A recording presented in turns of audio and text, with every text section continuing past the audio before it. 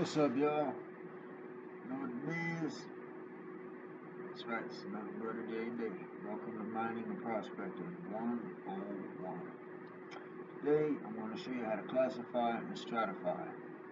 And if you've been watching these little videos, I hope you found something to talk about, something to share with your friends, a little, pardon the pun, a few little nuggets of information for whatever your purposes might be. Exploring, living your dreams, living your nightmares, probably both. Better to live your dreams. I encourage you to live your dreams. Do that. Don't devote your whole life to a job. Get a good education. Go to college if you can and get out of college. I'm going to tell you what I tell my 16-year-old son. It doesn't matter how fucking smart you are in this world. If you don't have that paperwork to back up your knowledge, you will not be allowed to share your knowledge. Make sure you got your paperwork. I don't care if you're 80 blind, crippled, or crazy. You get your paperwork and your life will be smooth. If you ain't got your paperwork, your life's gonna be a problem. I used to have a friend back in DC. He would say, man, you either gonna pay the government on the front side or you gonna pay the tax man on the back side. And that's true. You either gonna pay taxes or you gonna pay fines. You either gonna pay it at the courthouse or you gonna pay it at the jailhouse. So if you get your paperwork straight, you can pay it at the courthouse. It's a lot cheaper. It's a lot easier. And some people are intimidated by suit and tie situations, but I'd rather be in a suit and tie situation than a county jailhouse suit situation. That's fucked up. No comment. I'm gonna teach y'all how to stratify today, okay? I'm gonna teach you how to classify. They're really one and the same thing. It's basically breaking down big rocks into little rocks, except the elements in nature have already eroded the rock.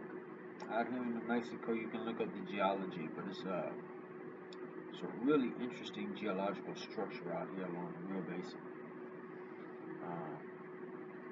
You're gonna have to look all that up. It's too long for this video, but it's amazing. You've got granite, shears, sandstone, shales, and a few million years ago, this was not a desert. It was an ocean. The ocean actually came all the way into New Mexico. So there are shark teeth out here you can find, and they're worth money, and coral reef fossils, and all kinds of things you can find in the fucking mountains. They used to be underwater. And you can tell when I'm excited about something, man. I get a little choked up, so I'm sorry about that. I get a little choked up, man. But I am. I'm excited about geology. It's amazing to me. When I was a kid in high school, this shit was kind of like, it's rocks. It was fuck to walk on it. But now that I'm learning about this shit and how the earth is actually built, like a house is built, it's fucking amazing, dude. You should check this shit out. Knowledge is fucking cool. Alright, so let's get into some prospecting, alright? Now, first thing I should tell you is, I haven't found enough raw material to amount to any kind of real cash flow. The total cash flow I found, it hasn't all been gold. There have been some other things along the way that were nice surprises. You can find petrified wood, you can find deer and elk antlers, and they're worth cash. They'll let them off. Shit, out there where I stay, there's a dead cow at least once a summer. You go out there and get that cow skull and you let it sit out in the sun. A good ways from your house, of course, but you let it sit out in the sun and let the sun bleach it. And the bugs eat all the skin and everything off it. It sounds gross, but trust me, do that. And you will have a relic that is worth a good $200, man. But be careful, because if that cow belonged to a rancher and he suspects you killed his cow to get that skull, you are in some deep federal trouble. Okay? If you're out there where I live, I know all of the ranchers around me. If I see a dead cow, I just go to Mr. Socorro or whoever it might be, and I say, hey, one of your cows passed away out there. I think a rattlesnake got it or whatever happened to it. I don't carry any guns. He knows that. Mr. Socorro is a good shot. I don't need a gun. Mr. Socorro lives about 3 miles away from me. He is my nearest neighbor. When I first got here, I had to relocate because I had my GPS a little fucked up, so I was on the wrong plot by about a quarter mile. When I first got here, Mr. Socorro was my nearest neighbor 3 miles away, and trust me, you better not fucking trespass on his property. he will hit you from a quarter mile. He is a trained sharpshooter with the U.S. Army. He's 60 years old now, but he's got good eyes. He'll shoot the fuck out of you, son. And he told me he used to watch my house, man. He used to people coming to my house, man. He had a scope on them all day. I just said thank you. He was the guy I used to get my water from. I had my water delivered from him for a little while. He was the first one to offer. Thank you, Mr. Socorro, so much. I made it through my first winter because of you, and I thank you. And also Don. I'm going to introduce you to Don. He's camera shy, but I'm going to introduce you to Don. Mr. Socorro kept me from dying of thirst because of his wealth. Thank God and God bless him. He helped me a lot. He did. He kept me alive out there. 14-mile ride down in town for one fucking gallon of water and 14 miles back. Try doing that 110 degrees on a bicycle in the desert. It ain't easy.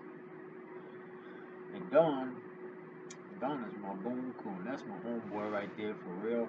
You'll never think it. We come from totally opposite environments. But Don is my boy. And he kept me freezing to death out there. We had a blizzard that came in like that. And I got trapped up in that bitch and I couldn't ride my bike out for damn near a week. And Don had already started me up with about a good week worth of firewood for a regular week, but a regular week is 30 degrees, maybe a low temperature of like 20 at night. At 2 o'clock in the morning, it'd be about 20 degrees, but on this particular, man, it was like a week of high temperatures at 5 degrees. I went through 2 weeks of firewood in about 3 days. Don got in his truck and he came out on this fucking mountain and he saved me from freezing to death.